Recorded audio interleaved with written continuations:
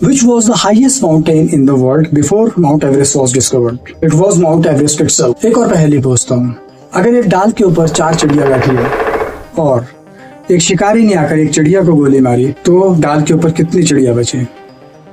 Answer me. 3. No. Actually, when the blow of the gun with the sound, all the 3 sparrows from there flew away. There are some things that we can see in front of us, and even then we are blind. In these recent winters, I uploaded a video. ओम पर्वत के ऊपर बर्फ नहीं बची है और ओम पर्वत बिल्कुल खाली हो चुका है जैसे पिछले सालों था. Mountains are calling us and we must go. No, my friends, mountains are crying and we must go to heal them.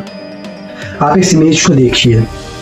ये इमेज ओम पर्वत की इमेज है जिसमें पहली बार ऐसा हुआ है कि उत्तराखंड के ओम पर्वत में बर्फ से ओम की आकृति नहीं बनी और इसी तरह से होता रहा तो काफी हमारे सभी पहाड़ों से बर्फ धीरे धीरे गायब होती रहेगी और उसकी जो नेगेटिव इम्पैक्ट होंगे that will make this place like a hell to live. जब भी ऊपर से बर्फ खत्म होती है वैसे ही ग्लेशियर लेक्स बनते हैं और ग्लेशियर लेक्स धीरे धीरे करके बढ़ते जाते हैं.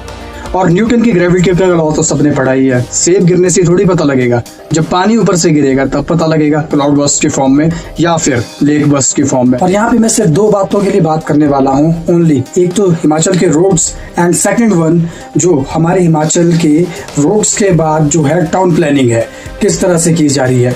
सबसे पहले रोड्स के ऊपर आते हैं. रोड्स में 2 ही चीजें होती है, एक तो बैंकिंग ऑफ रोड्स जो ढंग से की जाए और एक angle of repose.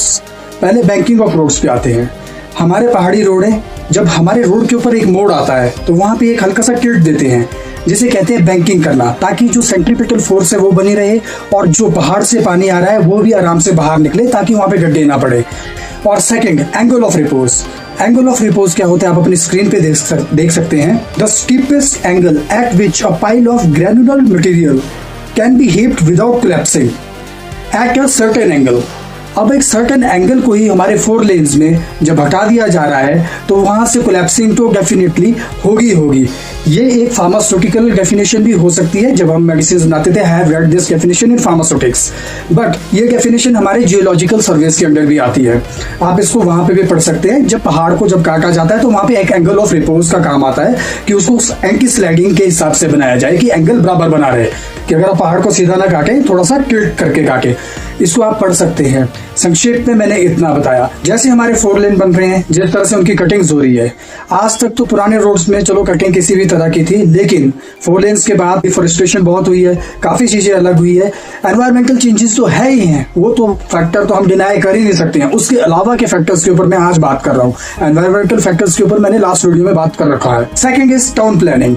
Indus valley civilisation आप सर्च करिए इंटरनेट पे कब की थी. उनके पास वाटर ड्रेनेज सिस्टम कितने अच्छे थे. आज भी आप देखेंगे उसको कितने तरीके से बनाया गया था. Why not in our towns? वो हमारे यहाँ पे क्यों नहीं हो रहा है? किस तरह की टाउन प्लानिंग हो रही है? और वैसे भी आप कहते हैं कि रिवर के साथ घर नहीं बनाने, वो पुरानी बातें थी. उस समय पे एग्रीकल्चर ही रिवर के साथ होता था. पानी कहाँ से लेके आएंगे एग्रीकल्चर के लिए? That is different thing.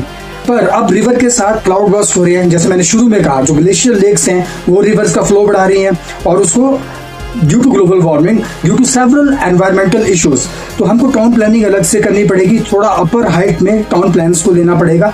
That is another thing. और उसके बावजूद पानी अपना रास्ता खुद बनाता है और वो रास्ते बुजुर्गों को हमेशा पता होते हैं.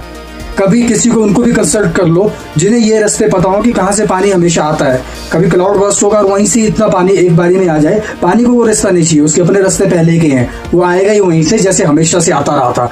बस उसी के ऊपर अगर आप घर बना देंगे तो फिर क्या कह सकते हैं, the catastrophe and the havoc will be done out there. This was only some key factors that I wanted to share in short. Thank you so much. मिलते हैं अगली वीडियो में. जय हिंद, जय भारत, नमस्ते, जय हिमाचल.